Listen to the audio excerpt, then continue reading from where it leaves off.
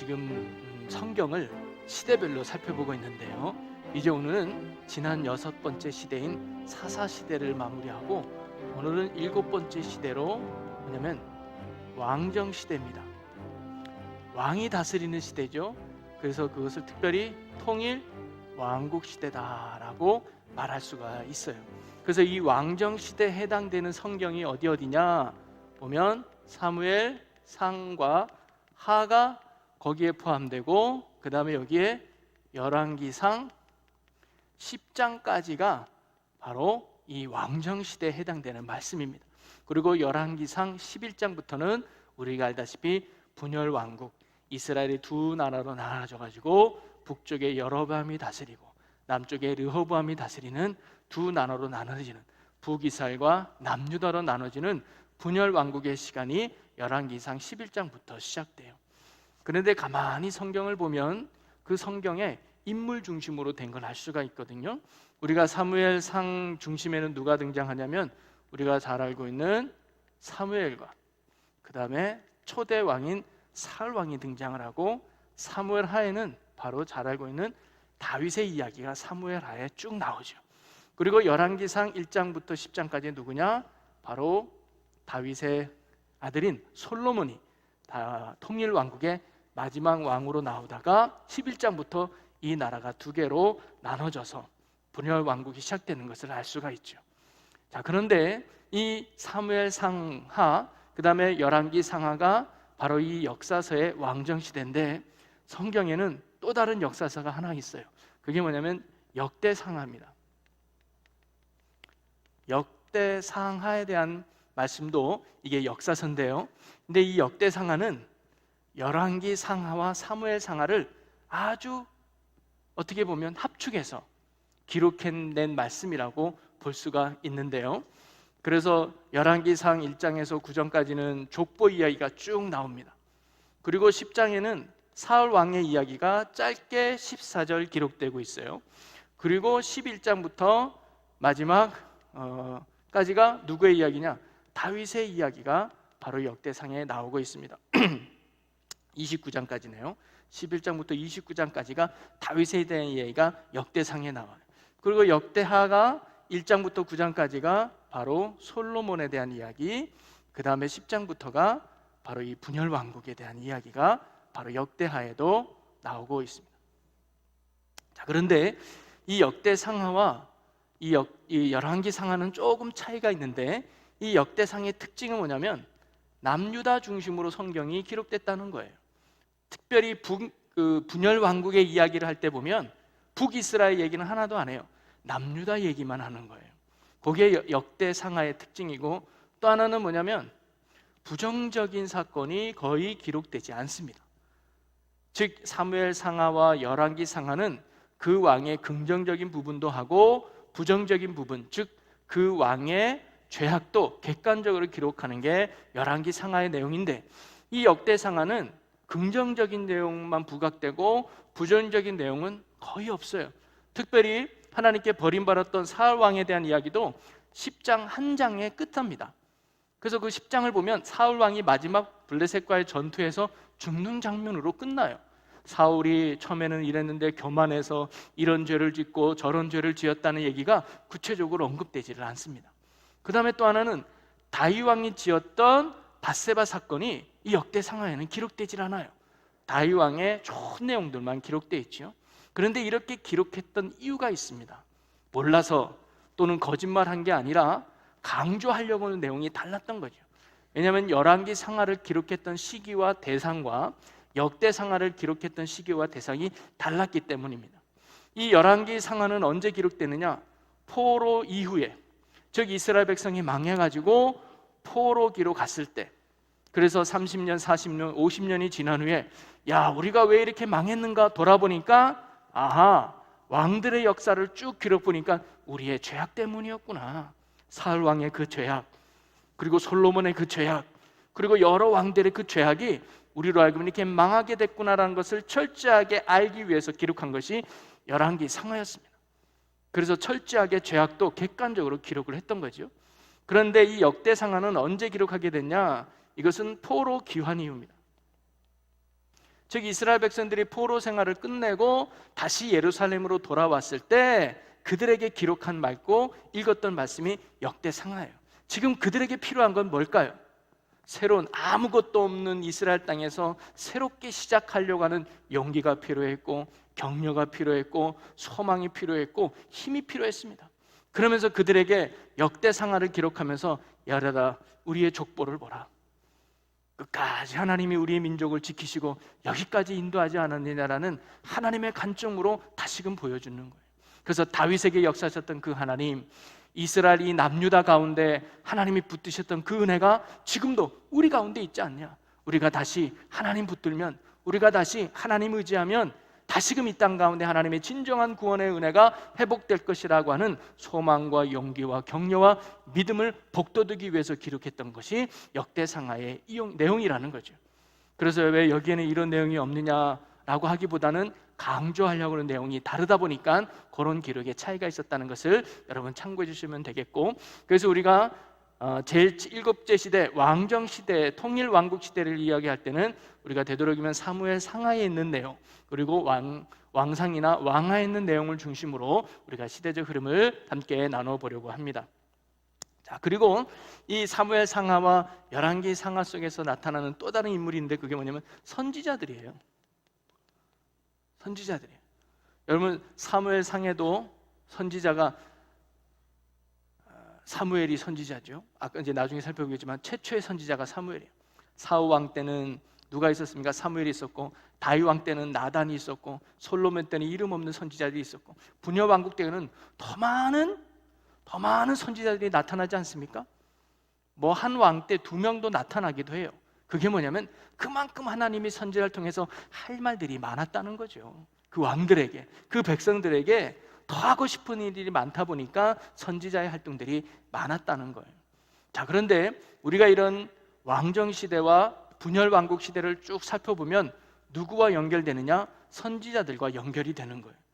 여러분 고구마를 캘 때 보면 고구마 뿌리를 뽑으면 그 고구마가 주렁주렁 달려오잖아요. 그런 것처럼 왕정 시대와 분열 왕국이라는 시대를 뽑아내면 누가 등장하냐? 선지자들이 줄줄줄 등장하는 거예요. 다윗 왕 때 누가 등장하고, 솔로몬 왕 때 누가 등장하고, 또 북이스라엘의 아합 왕 때는 누가 등장하고, 남유다 때 누구 왕 때는 누가 등장하고, 이런 선지자들이 바로 이런 시기에 많이 등장을 하게 되는 거예요. 우리가 이 왕정 시대를 살펴본 후에 이제 나누게 선지자들이 누군지, 그들이 했던 역할들을 우리가 간략하게 한번 살펴볼 때도 있을 텐데요. 이런 선지자들이 활동했던 시기가 바로 왕정 시대와 분열 왕국 시대의 모습이었습니다.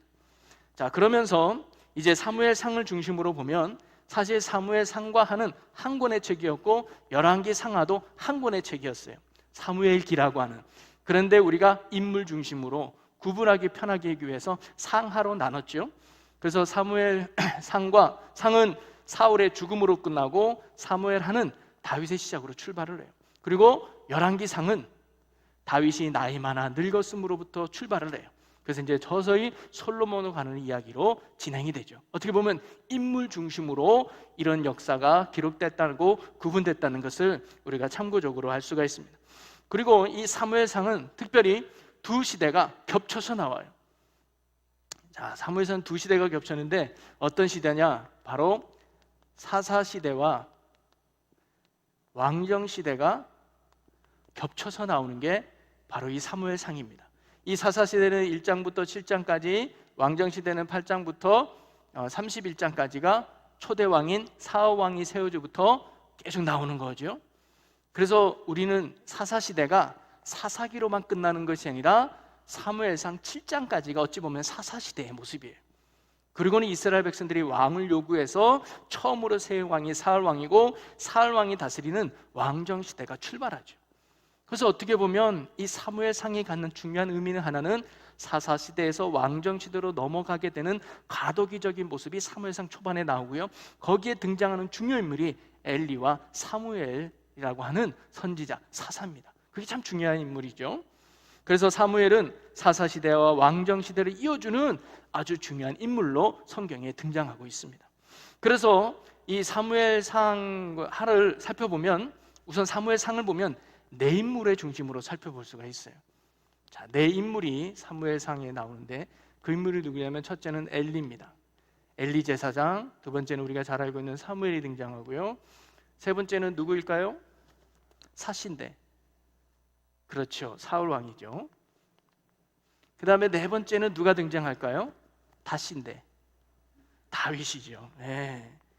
그래서 보면 1장부터 4장까지가 엘리 제사장 중심의 이야기, 그 다음에 1장부터 7장까지가 사무엘이 등장을 하고요.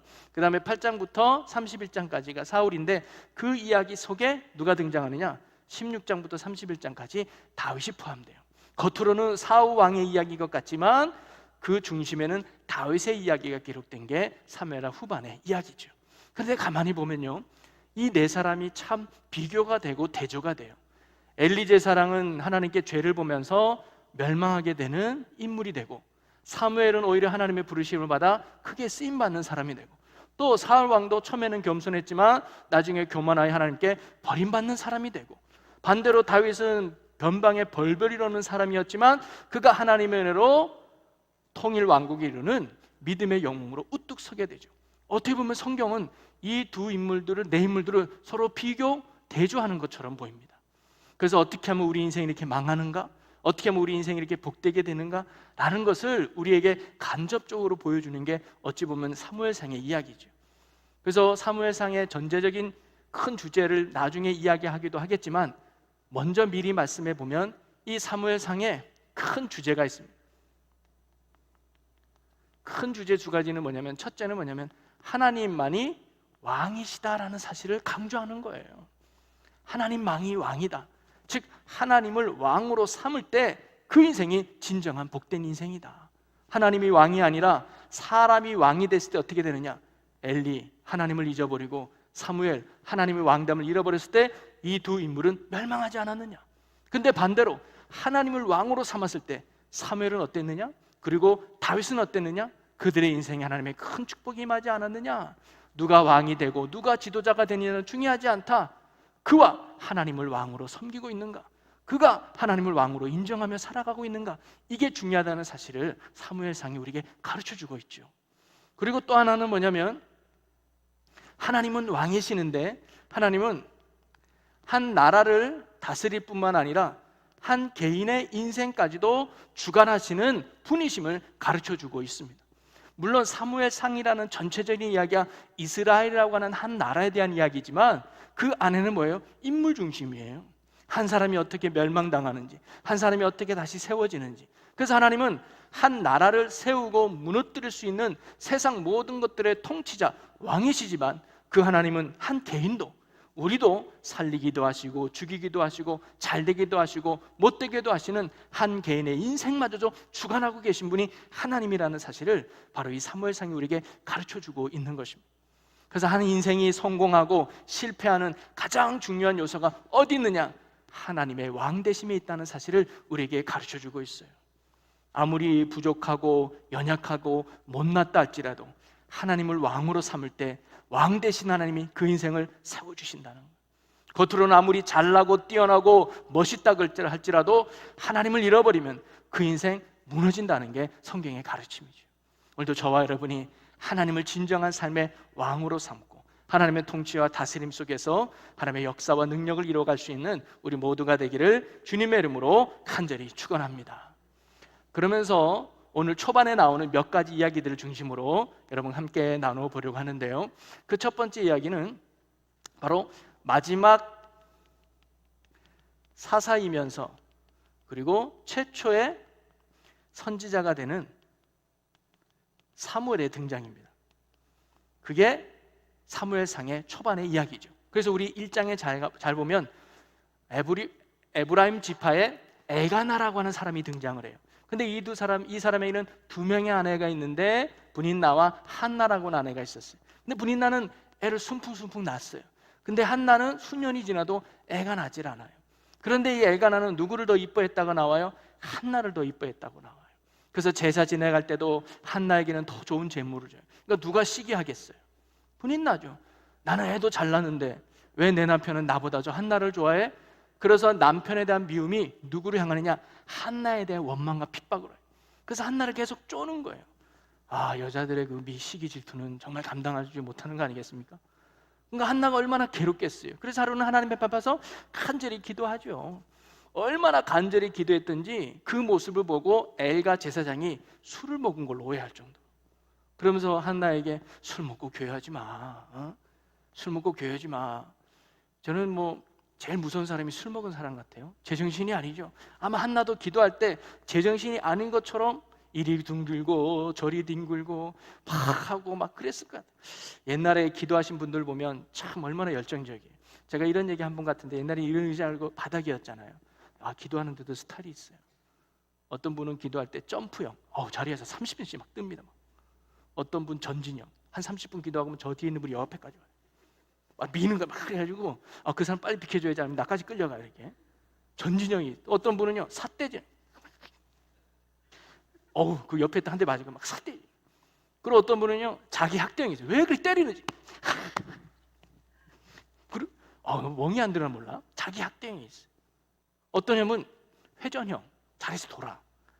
그래서 어떤 분 기도하는데 뒤에서 목사님이 종을 치더래. 딱 떠보니까 자기가 저기 뒷문을 바라보고 있는. 이 이야기를 하는 이유는 뭐냐면 그만큼 집중해서 그만큼 간절하게 기도했다는 거 아닙니까? 솔직히 의자에서 기도하면 그런 부분이 좀 물론 모양은 중요하지 않지만 아마 한나도 우리가 보기에 술 먹은 사람처럼 이리 비틀 저리 비틀 아마 이 네 가지 다 한 거 아닌가 싶어요. 뭐 뛰면서 앞으로 가고 막 자기 학대 보니까 제정신이 아닌 것 같았죠. 그만큼 한나가 간절하게 하나님께 기도했다는 거 아닙니까? 그랬더니 엘리가 그 사실을 갖고 하나님이 너를 축복하기를 원한다 하고 돌려보래요. 근데 이 한나의 위대함은요, 그런 엘리의 제사장의 축복의 말을 하나님의 말씀을 믿고 싹 근심하지 않고 집으로 돌아가요. 그 믿음을 보고 하나님이 사무엘을 잉태하게 하죠. 그래서 사무엘이 태어나는 이야기가 1장에 나옵니다. 자, 그러면서 두 번째 중요한 건 뭐냐면 이스라엘의 영적 지도권이 엘리에서 사무엘로 이양이 돼요. 왜냐하면 그 당시 엘리라고 하는 제사장이 있었어요. 성경은 그를 사사라고까지 이야기합니다. 그 사무엘 이전에 있었던 제사장과 사사가 엘리였던 거예요. 그가 40년을 통치했다고 나오거든요. 그가 가지고 있던 영적 지도력이 이제 사무엘로 이양이 돼요. 그 이유가 어디 있느냐? 엘리의 죄 때문이라고 이야기하고 있습니다. 그런데 엘리의 그 죄가 뭐냐? 하나님보다 자기 아들을 더 사랑했다는 거예요. 그 엘리에게는 두 아들이 있었어요. 홈리와 비느하스라고 하는. 근데 이 두 알이 제사장인 아버지를 도우면서 성전에 일을 했는데 아주 개판이야. 아주 엄청난 폐악을 임한 거예요. 그런데도 이 아버지가 그들을 바르게 잡지 않고 그냥 좋은 게 좋은 거라고 흘러버리고. 근데 그 이유가 하나님보다 아들을 더 사랑했다라고 나와요. 자, 성경을 보면 사무엘상 2장 29절을 보면 이럽니다. 너희는 어찌하여 내가 내 처소에서 명령한 내 재물과 예물을 밟으며 내 아들들을 나보다 더 중히 여겨 내 백성 이스라엘이 드리는 가장 좋은 곳으로 너희들을 살찌게 하느냐. 뭐라고 나와요? 내 아들들을 나보다 더 중히 여기는구나 라고 말하는 거예요. 엘리 제사장한테 말이죠. 그래서 엘리는요 하나님보다 아들을 더 중시했어요. 그리고 더 사랑했어요. 그렇기 때문에 그들을 통제하지 않았다는 거예요. 못했다는 거죠. 아들이 원하는 것은 해주고 갖고 싶은 것은 모두 해주려고 했던 것 같아요. 아이들이 예배 시간에 제사 드리는데 난장판을 쳐도 그냥 통제하지 않았다는, 이렇게 하나님보다 자녀를 더 사랑한 엘리 제사장의 죄가 하나님 앞에 버림받게 되는 원인이 되었다는 거죠. 그러면 좀 더 구체적으로 그 두 아들이 가졌던 패역함이 무엇이었느냐? 성경 2장 11절에 보니까 이렇게 나와요. 엘리의 아들들은 행실이 나빠 여호와를 알지 못하더라. 행실이 나쁜데 그 이유가 하나님을 알지 못하기 때문이래요. 여러분, 그들이 정말 하나님을 알지 못했을까요? 물론 사사시대를 이야기할 때 그들이 하나님을 알지 못해서 자기 소견대로 행하였다라고 나와요. 물론 일반 백성들은 그나마 이해가 된다고 칩시다. 그런데 이 엘리의 두 아들은 그래도 누구의 아들이에요? 제사장의 아들이라는 거예요. 그런데 이 제사장의 아들이 정말 하나님을 알지 못했을까요? 알았을 거예요. 그러니까 제사도 드렸을 거 아니에요. 그런데 성경이 말하는 알지 못했다고 할 때 이 안다라는 단어의 의미는 뭐냐면 단순히 지식적으로 동의하는 것이 아니라 교제와 사귐, 진정한 체험을 통해서 알을 이야기하고 있는 거예요. 여러분, 미국 대통령이 누군지 아십니까? 누구죠? 아이고, 이름이 생각이 안 나서 그러는데. 바이든. 미국 대통령까지 멀리 가지 맙시다. 우리나라 대통령이 누구죠? 문재인 대통령 아는 분 손 들어봐요. 다 몰라요? 난 잘 아는데. 아들도 문준영인가 있고, 지금 문재인 대통령이 누군지 아는데, 얼굴도 알고. 여러분 몰라요? 알잖아요. 근데 성경은 그것을 진정한 알미라고 하네요. 여러분 문재인 대통령 밥 한번 먹어본 분 계시나요? 아니면 여행 가본 적 있어요? 그분과 5분 정도 대화해 본 적 있어요? 그분이 뭘 좋아하는지, 어떤 성격인지, 어떤 마음인지 만나서 이야기해보고 경험해본 데 있나요? 그럼 그건 안다는 게 아니라는 거예요. 하나님도 그와 같다는 거죠. 우리가 성경을 통해서 하나님 어떤 분인지를 배울 수 있어요. 우리가 지금 믿음의 성장반을 통해서 하나님이 누구신지, 예수님이 누구신지 100번, 200번, 1000번 알 수 있어요. 근데 그것이 진정한 알미 아니에요. 그런 하나님을 경험하는 겁니다. 그런 하나님을 체험하는 거예요.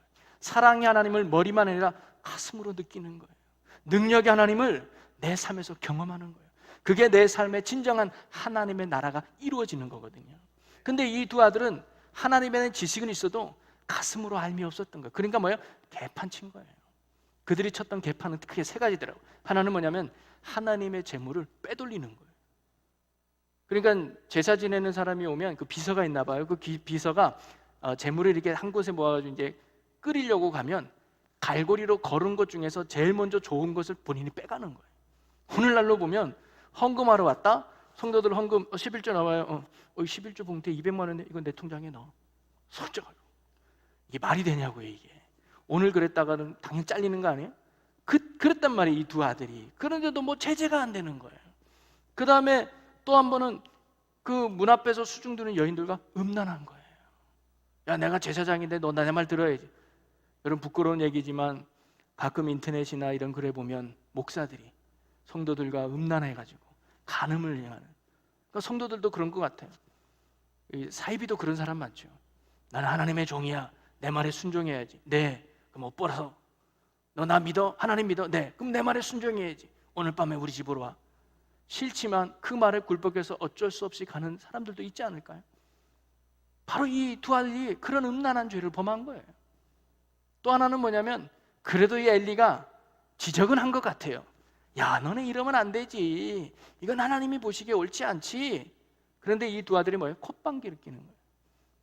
애 듣기 싫다고 아버지가 하는 말에 순종하지 않고 듣지 않죠.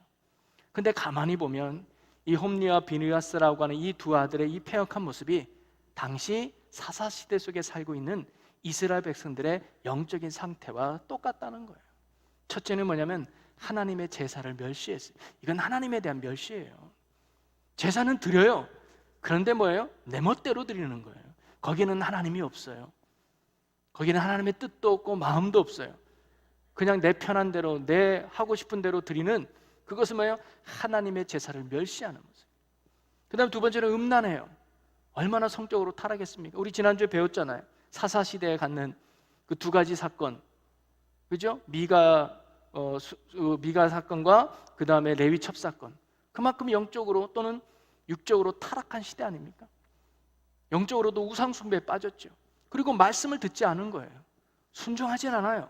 여전히 내 소견대로 살아갔던 영적 암흑시대가 바로 이 초기, 사무엘상 초기에 나오는 사사시대의 말기와 바로 그 모습을 보여주고 있는 것입니다. 자, 그런데 이렇게 어둡고 또는 타락하고 또 거의 소망이 없어 보이는 이 세상 속에서 바로 하나님이 뭐냐? 이런 말씀을 엘리 제사장에게 해요.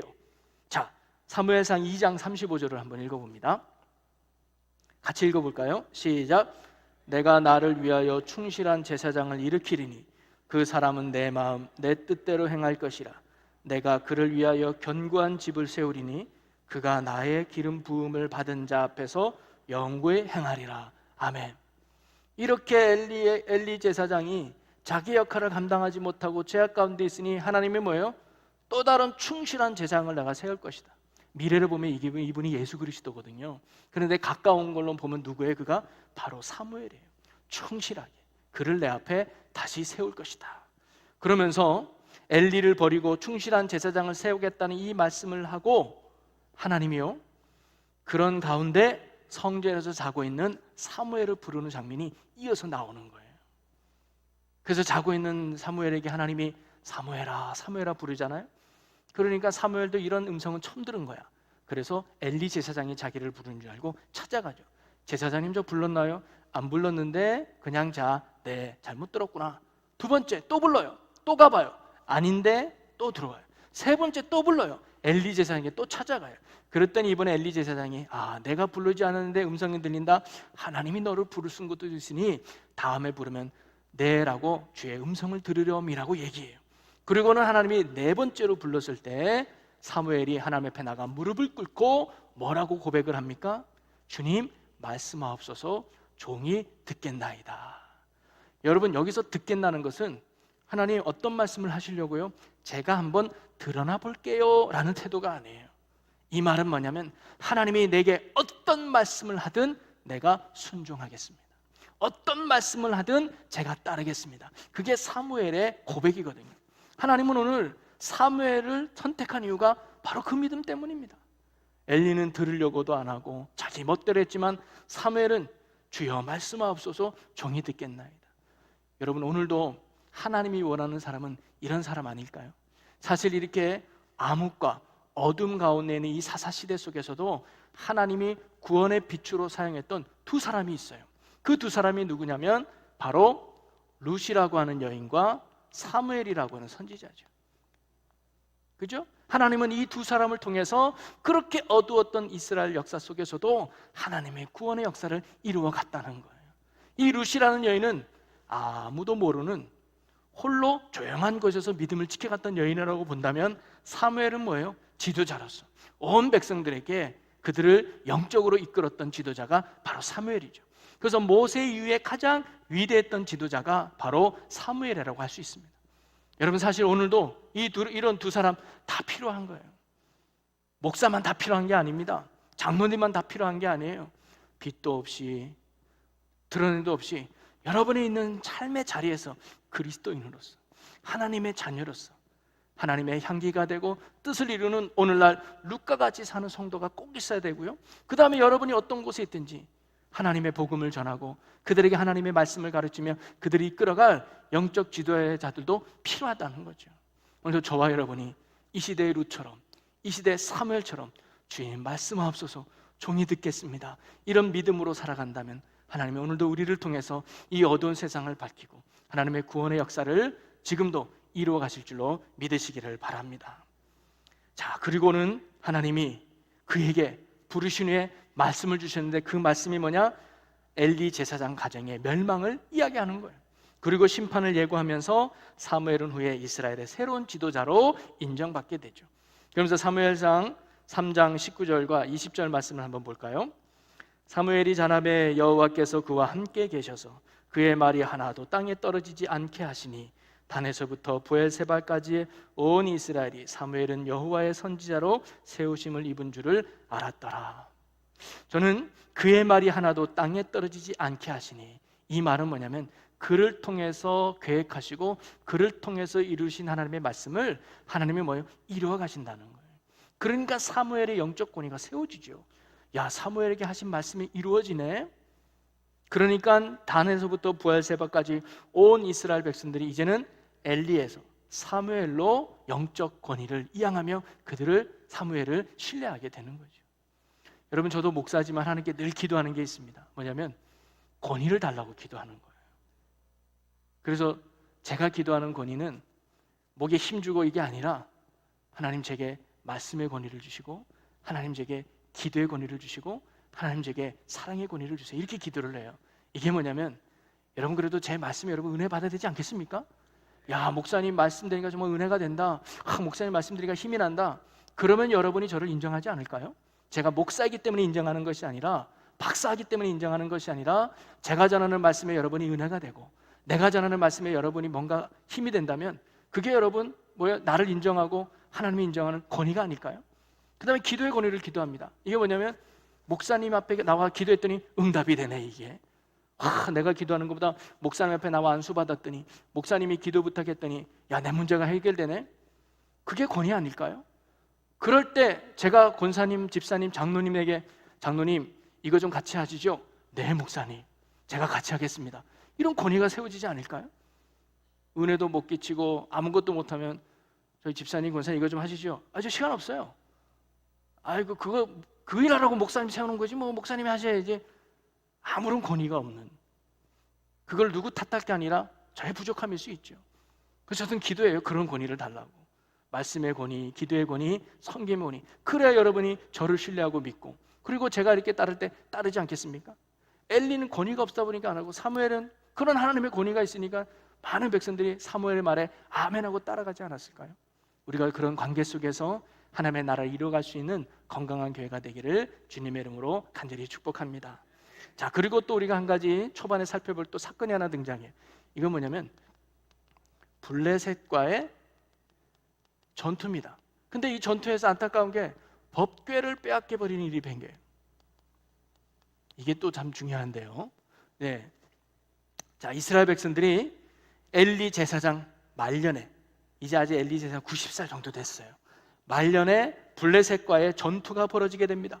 그런데 블레셋과 이스라엘이 국경 문제로 다투게 되게 되죠.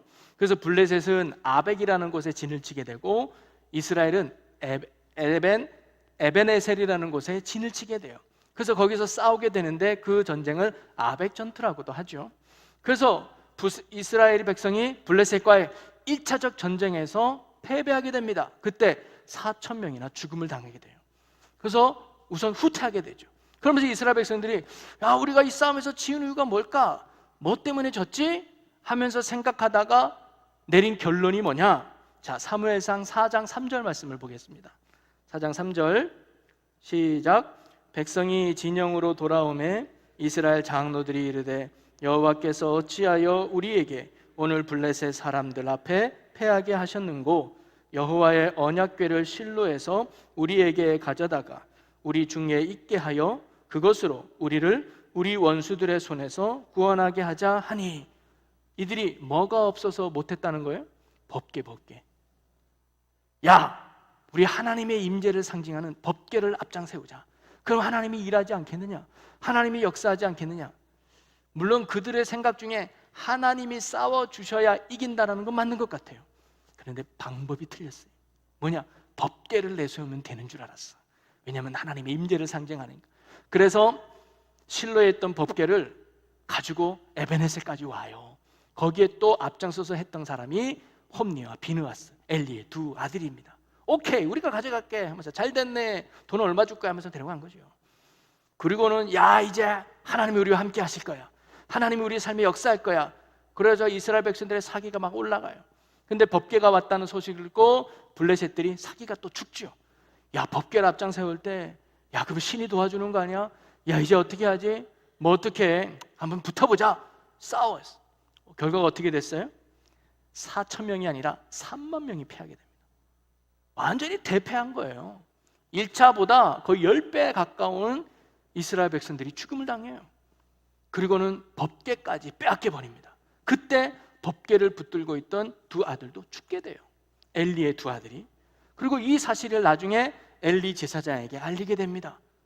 그래서 실로 성막 안에서 있던 엘리가 그 사실을 듣고 너무 놀래가지고 의자 앉아있다가 뒤로 자빠져서 목이 부러져서 죽게 돼요. 그때 그 나이가 92세였습니다. 이것으로 엘리 제사장 가문이 멸망으로 끝나게 되죠. 여러분, 이 법궤를 빼앗긴 사건을 통해서 우리에게 주는 몇 가지 참 중요한 교훈이 있습니다. 그 하나는 뭐냐면, 우리가 인생에서 문제가 되면 이 문제를 하나님 안에서 해결하려고 해야 된다는 거예요. 즉, 우리에게는 우연이 없어요.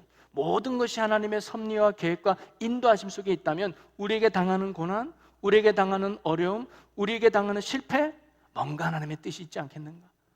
그래서 하나님 안에서 이 문제를 해결하려고 노력이 필요한데 이스라엘 백성은 그러지 않았어요. 그냥 자기들의 생각에서 전문가에게 문제를 맡기지 않고, 내가 지금 팔이 아픈데 의사한테 가서 전문 진단을 받아야 되는데 이까짓 거? 괜찮아, 이렇게 한번 해보자. 그냥 본인들이 아는 민간요법으로 문제를 해결하려고 했죠. 정확하게 진단이 되지 않으면 처방전이 엉뚱하게 나오는 법이거든요. 그러니까 하나님 안에서 이 문제를 진지하게 해결받지 못하니까 이들의 생각대로 뭐예요? 법궤를 가져오면 되겠구나라는 엉뚱한 생각을 하게 됐던 거죠.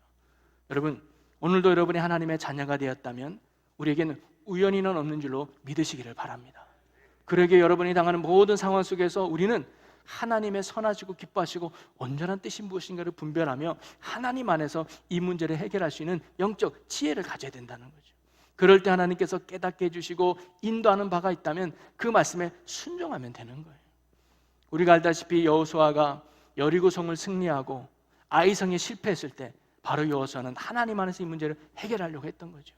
그때 하나님께서 범죄한 자가 있다는 것을 깨닫게 해주시고 철저하게 그 회개를 했을 때 다시 아이성에서 승리했던 것처럼 말이죠. 그 다음에 또 하나는 뭐냐면 그들은 하나님을 목적으로 삼지 않고 하나님을 수단으로 이용하려고 했다는 거예요. 그들이 전쟁에 나가서 법궤를 나가는 것은 하나님의 영광이 아니었습니다. 말로는 하나님이 함께 하시고 하나님이 이겨주세요 했지만 그들에게는 자신의 욕망과 자신의 이익을 채우려고 하는 그 욕심만이 있었던 거죠. 하나님을 목적으로 삼지 않고 하나님을 단순히 수단으로만 이용하려고 했던 그들의 안일한 마음이 바로 법궤를 빼앗기게 되는 원인이 되었다는 것입니다. 오늘도 하나님은 우리가 하나님을 언제나 목적으로 삼고 오히려 우리가 하나님의 도구가 되기를 원하신다는 거죠. 우리가 이런 신앙인이 되기를 주님의 이름으로 간절히 축원합니다. 그리고 세 번째는 뭐냐면 이들은 미신적인 신앙을 가졌다. 즉 이건 뭐냐면 법궤를 뭐처럼 생각했냐면 부적처럼 이용했다. 부적 뭔지 알죠? 이것만 가지고 있으면 화가 생기지 않을 거야. 이것만 가지고 있으면 물질이 너한테 올 거야. 이것만 가지고 있으면 5년 안에 결혼한대. 내가 바뀔 필요는 없어요. 이 부적만 가지고 있으면 뭔가 된다. 지금 이스라엘 백성들이 뭐예요? 법궤를 부적처럼 생각한 거예요. 이게 뭐냐? 미신적인 신앙이라는 거죠. 하나님은요, 인간이 필요할 때 이용하는 싸구려 신이 절대 아닙니다. 하나님 앞에 순전함도 없으면서 순종하는 삶의 모습도 살아가지 못하면서 그냥 부적처럼 법궤만 가지고 가면 이길 줄로 아는 이런 미신적인 신앙을 하나님이 뭐예요? 무너뜨린 거예요. 지금 이스라엘 백성들은 전혀 삶이 변하지 않아요. 이 두 아들처럼 하나님을 알지 못하는 자기의 소견대로 살아가는데 법궤만 내세운다고 하나님이 이기게 하시겠냐고요. 여러분, 사실 법궤를 내세우면 승리는 해요. 우리가 알다시피 이스라엘 백성들이 진을 치고 나갈 때도 항상 법궤가 먼저 나왔어요. 그리고 요단강을 건너갈 때도 법궤를 맨 제사장이 갔더니 정말 물이 끊어졌어요. 나의 믿음의 삶과 이런 믿음의 행동이 같이 갈 때 역사 일어나지, 믿음의 삶이 없이 믿음의 요소만 가져간다고 역사는 안 일어난다는 거예요. 그걸 오늘 우리에게 가르쳐주고 있죠. 그러기에 법궤 자체에 능력이 있는 것이 아니라 하나님이 함께 계시느냐 안 계시느냐, 이게 더 중요하다는 거죠. 그들은 법궤 자체만을 의지했습니다. 그랬더니 실패를 경험하게 됐던 거죠. 그렇다고 아까처럼 법궤가 무의미하느냐, 필요 없느냐, 절대 그렇지 않습니다. 아까도 얘기했지만 법궤 가운데 하나님이 임재하시고 법궤 가운데 하나님이 역사하시는 건 맞아요. 그러나 우리의 삶이 뒤따라가지 않는다면, 우리의 믿음의 모습이 뒤따라가지 않고 법궤만 내세운다면 하나님이 역사하지 않는다는 거죠. 여러분, 오늘 우리의 예배도 마찬가지입니다. 혹시 우리가 신앙생활을 이런 부족처럼 미신적인 신앙생활하는 모습은 혹시 없습니까?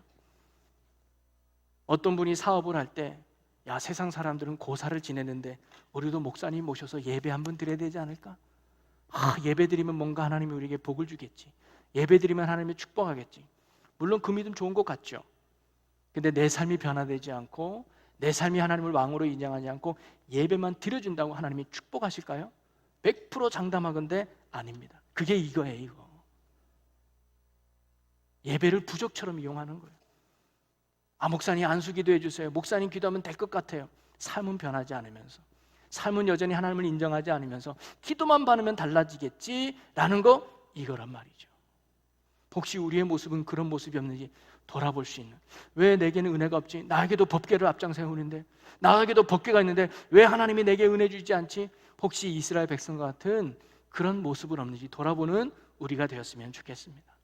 그것은 우리가 삶이 정말 하나님을 왕으로 인정하고 있는가, 아까도 얘기했듯이 하나님을 내 왕으로 온전히 인정하고 있는가, 그래서 그분의 말씀에 내가 귀 기울이고 그분의 말씀에 순종하고 있는가, 이것이 참으로 우리가 붙잡아야 될 믿음의 요소라는 거죠.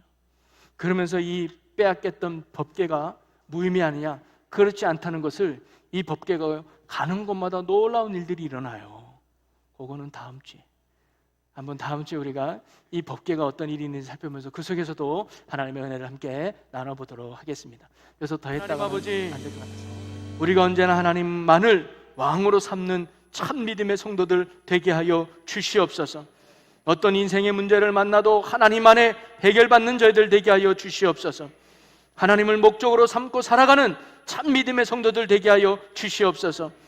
하나님을 결코 부적처럼 미신적인 신앙이 아니라 내가 변화되고 내가 달라지고 내가 주님 모습으로 따라가는 참 믿음의 성도들이 되게 하여 주시옵소서. 그리하여 우리의 삶에 진정한 하나님의 역사와 구원의 능력을 이루어가는 천국 백성들이 되게 하여 주시옵소서. 깊은 바다처럼 나를 잠잠케 해 주 사랑 내 영혼의 반석 그 사랑 위에 서리. 아멘. 우리 이 시간 함께 간절히 기도하기 원합니다.